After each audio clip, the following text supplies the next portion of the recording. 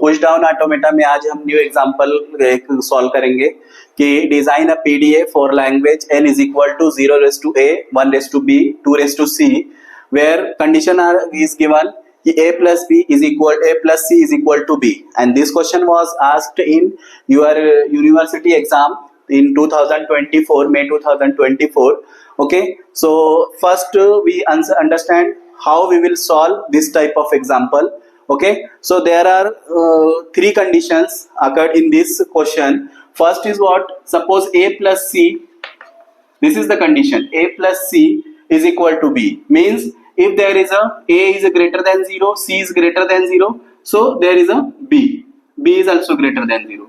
But suppose this is first condition, so second condition is what? If suppose b is equal to 0, a is equal to 0, this is second condition.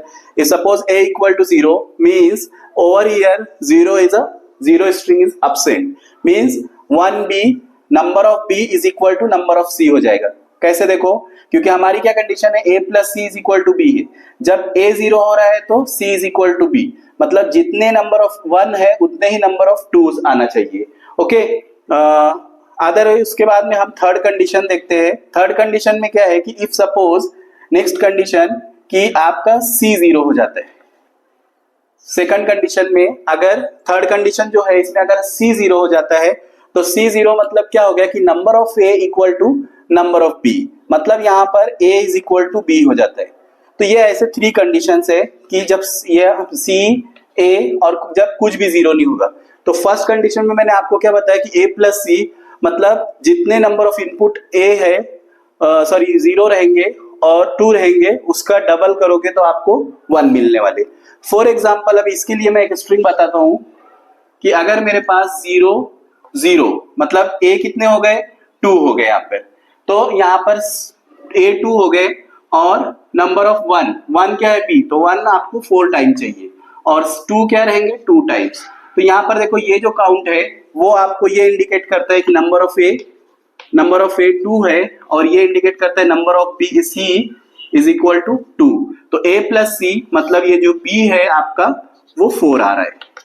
ठीक है, तो जो भी हम push down automata design करेंगे वो automata जो first condition है वो इस टाइप की स्ट्रिंग को एक्सेप्ट करना चाहिए. ओके, अब ये हो गया हमारा फर्स्ट. अगर इस टाइप की स्ट्रिंग आती है तो हमारा finite automata push down automata accept करना चाहिए. लेकिन समझ लो सेकंड कंडीशन आपकी ये है कि a 0 है, मतलब आपकी जो स्ट्रिंग है उसके अंदर 0 है ही नहीं या ये पार्ट नहीं है. इसका मतलब क्या हुआ कि जितने a रहेंगे उतने, जितने 1 रहेंगे उतने ही आपको 2 चाहिए. तो मतलब अगर मैंने 1 2 टाइम लिया तो आपके 2 भी 2 टाइम्स रहेंगे. तो ये इसकी कंडीशन हो गई कि जब आपके स्ट्रिंग के अंदर a 0 है तो ये भी कंडीशन, अगर ये टाइप का भी आपने लैंग्वेज या स्ट्रिंग दिया तो आपका पीडीए वो स्ट्रिंग एक्सेप्ट करना चाहिए. थर्ड पॉइंट आपका है कि c 0 है. c 0 का मतलब होता है 2 रेस टू c, मतलब यहाँ पे 2 वाली स्ट्रिंग एब्सेंट है. आपके पास दो ही स्ट्रिंग है, 0 raise to a 1 raise to b. इसका मतलब क्या हुआ कि अगर 2 टाइम्स 0 आ रहे तो 2 टाइम्स 1 भी आएंगे. तो ये थ्री कंडीशंस थे. इस थ्री कंडीशन की जैसे आपका जो फाइनाइट पुश डाउन ऑटोमेटा आप डिजाइन करोगे वो एक्सेप्ट होना चाहिए. तो अभी चलो मैं आप लोगों को ट्रांजिशन डायग्राम इसका बताता हूं कि 1 बाय 1 कंडीशन से कि ट्रांजिशन डायग्राम इसका कैसे बनेगा. तो अभी हम सबसे पहले ट्रांजिशन डायग्राम बनाएंगे पीडीए का. और फर्स्ट कंडीशन के लिए तो हमारी फर्स्ट कंडीशन क्या है कि a plus C equal to b, मतलब इसमें क्या है कि नंबर ऑफ a, जितने भी a रहेंगे अकरेंसेस ऑफ a उतने अकरेंसेस ऑफ 2 रहेंगे, मतलब जितने अकरेंसेस ऑफ 0 है उतने ही अकरेंसेस ऑफ 2 रहेंगे और दोनों का कॉम्बिनेशन करके नंबर ऑफ अकरेंसेस 1 रहेगा.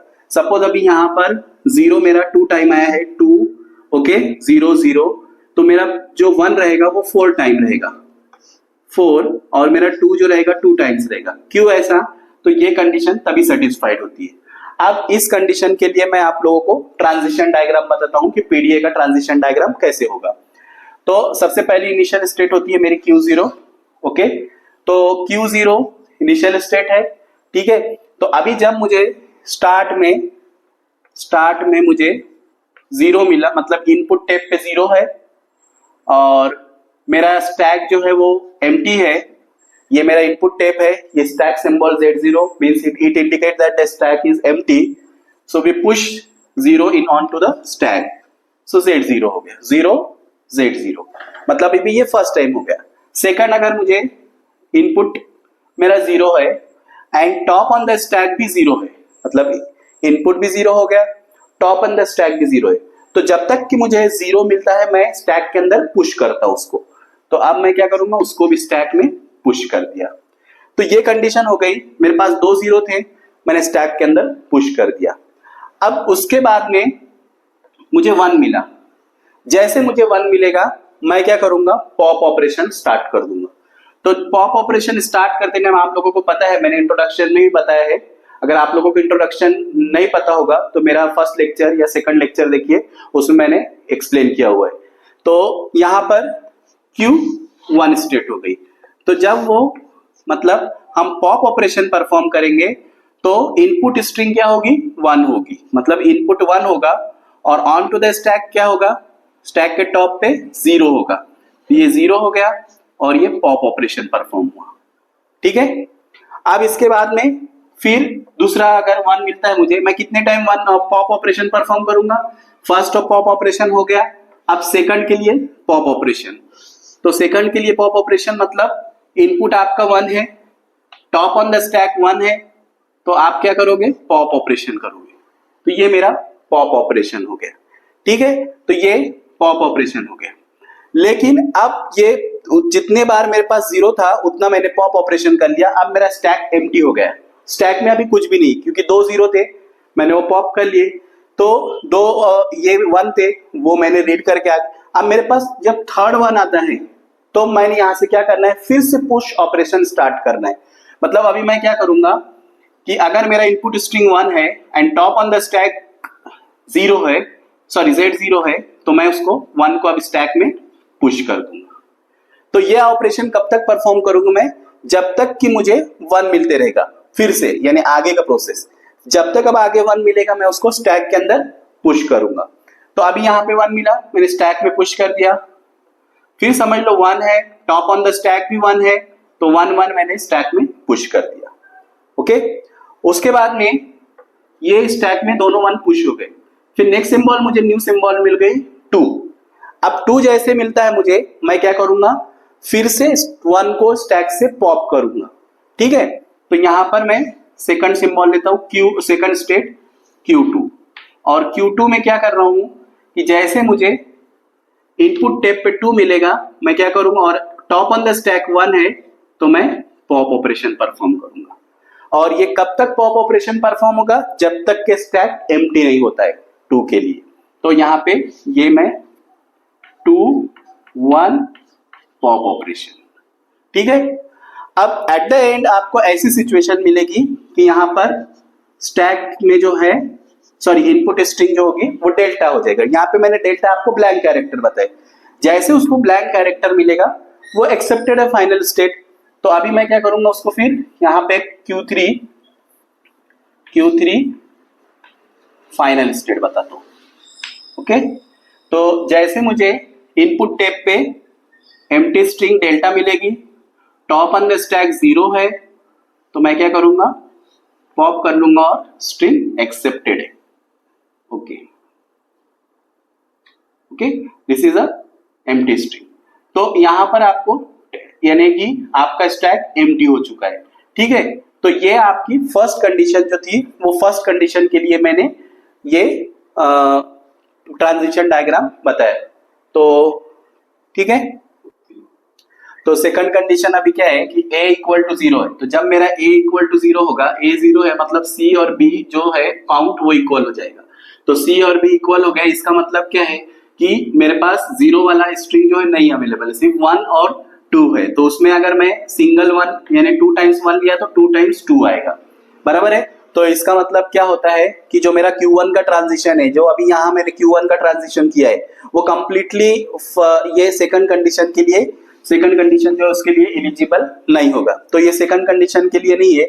लेकिन अगर आपको सेकंड कंडीशन ट्रू होती है तो उस टाइम हम यहाँ पे ऐसा मेंशन कर सकते हैं कि अगर आपका ट्रांजिशन मतलब 1 है तो डायरेक्ट यहाँ पे मतलब इनपुट टेप 1 है, and onto the stack 0 है तो हम उसको स्टैक में पुश कर देंगे। तो ये कंडीशन कब होगी, ये कब आप ये ट्रांजिशन परफॉर्म करोगे, जब आपका a इक्वल टू 0 आएगा, मतलब नंबर ऑफ अकरेंसेस ऑफ 0 जो है वो आपके स्ट्रिंग के अंदर नहीं है, तो आपको ये भी ट्रांजिशन उसके अंदर बताना है। ओके, तो समझ में आ गया सभी को? ओके, तो अभी ये सेकंड कंडीशन सबको समझ में आ गई। अब इसके बाद में मैं थर्ड कंडीशन बता रहा हूँ कि c इक्वल टू 0 है। जब c 0 रहेगा मतलब ये आपके पास जो स्ट्रिंग है वो सिर्फ 0 और 1 की स्ट्रिंग रहेंगी, उसमें c अवेलेबल नहीं होगा। इसका मतलब क्या हुआ कि ये जो पार्ट है मेरे पास Q2 वाला पार्ट, जिसके अंदर Q1 से Q2 का ट्रांजिशन और Q2 का ट्रांजिशन है, ये जब c अगर आपके इसमें नहीं है तो फिर ये वाला ट्रांजिशन नहीं आएगा। उस टाइम पे सिर्फ इतने चेंजेस करना है कि अगर आपके c नहीं है तो डायरेक्टली क्या होगा कि जितने बार हमने 0 पुश किए, सी के कंडीशन, ये कंडीशन कब होगी 0, मतलब 0 0 1 1। इसका मतलब क्या है कि जब यहाँ पे फर्स्ट में देखो कि जब तक कि 0 आएगा आपने स्टैक में पुश किया। ओके, जैसे जैसे 0 आया आपने क्या किया, स्टैक के अंदर पुश किया, और जैसे आपको 1 मिला तो ये पूरा प्रोसेस पुश का हो गया।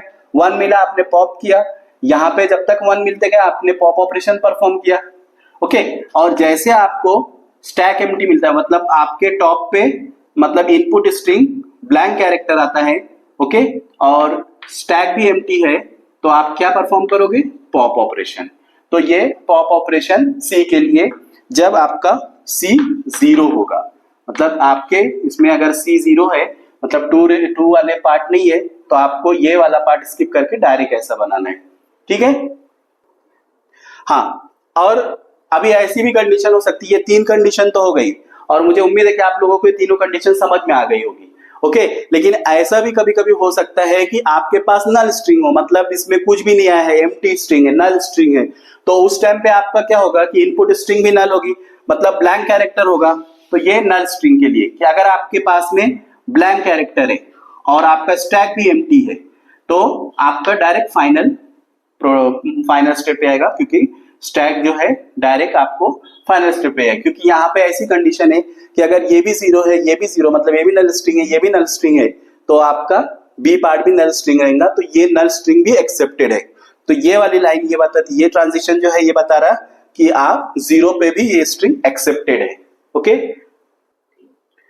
तो आईडी फॉर्म, अभी ये आपने जो ट्रांजिशन डायग्राम बनाए, तो यूनिवर्सिटी एग्जाम में आप अगर ये ट्रांजिशन डायग्राम परफेक्ट बनाते हो, मतलब इसमें कहीं भी आपकी मिस्टेक नहीं होती है, तो इसके ऊपर आपको 5 मार्क्स देते हैं। मतलब टोटल ये क्वेश्चन 7 मार्क्स का है, अगर आप ये पूरा ट्रांजिशन डायग्राम करेक्ट बनाते हो तो आपको 5 मार्क्स मिलते हैं, और 2 मार्क्स जो है वो आपको आईडी फॉर्म लिखने के लिए। तो आईडी फॉर्म कैसे लिखोगे, जस्ट अगर आप ये ट्रांजिशन डायग्राम परफेक्ट समझ में आए तो मुझे ऐसा लगता नहीं कि आपको आईडी फॉर्म यानी इंस्टेंटेनियस डिस्क्रिप्शन लिखने में आप लोगों को मुश्किल आएगी।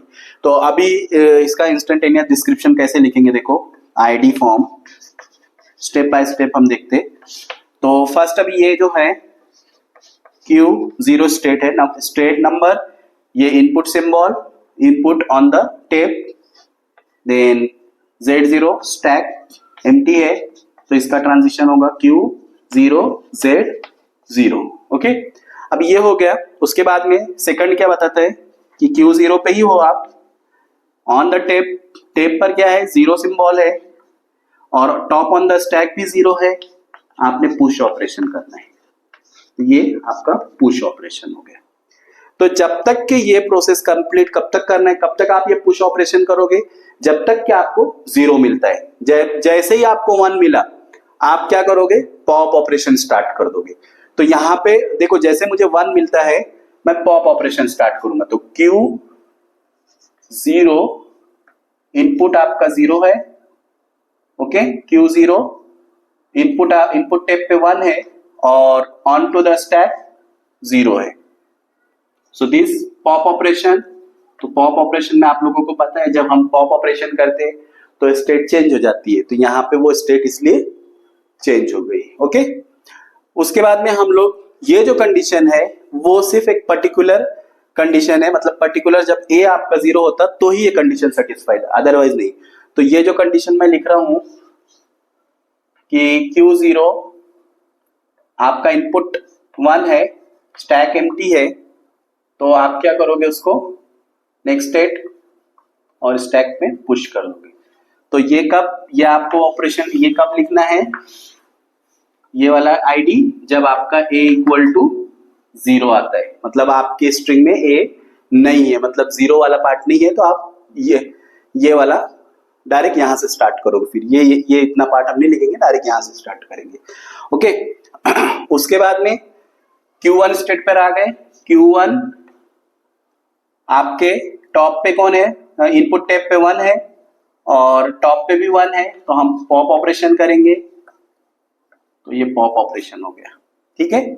अब जैसे पॉप ऑपरेशन कब तक करेंगे, जब तक के नंबर ऑफ जो स्टैक के अंदर 0 पुश है उतने ही, अगर हमने पॉप ऑपरेशन करने पर जब स्टैक के अंदर एम्प्टी हो गया, मतलब 0 पुश किया था हमने, स्टैक एम्प्टी हो गया, तो उस टाइम पे हम लोग क्या करेंगे, उसके बाद में फिर से हम लोग स्टैक के अंदर 1 पुश करना स्टार्ट कर देंगे। तो ये जो ऑपरेशन, ये दो जो मैं आप लोग बता रहा हूं, ये 1 पुश करने का है।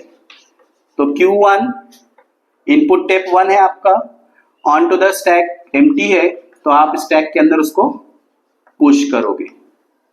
ओके ये पुश ऑपरेशन है। Q1 1 टॉप पे भी 1 है, हमने पुश ऑपरेशन किया 1 1, ठीक है। उसके बाद में ये 1 पुश हो गया, जैसे उसको 2 मिलता है पॉप ऑपरेशन होगा और वो करंट स्टेट से नेक्स्ट स्टेट पे चले जाएगा।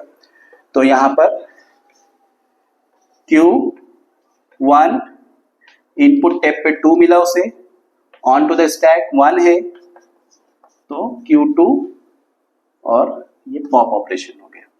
ये पॉप ऑपरेशन फिर जब तक कि इनपुट स्टैक के अंदर 1 है तब तक ये पॉप ऑपरेशन हम परफॉर्म करते रहेंगे।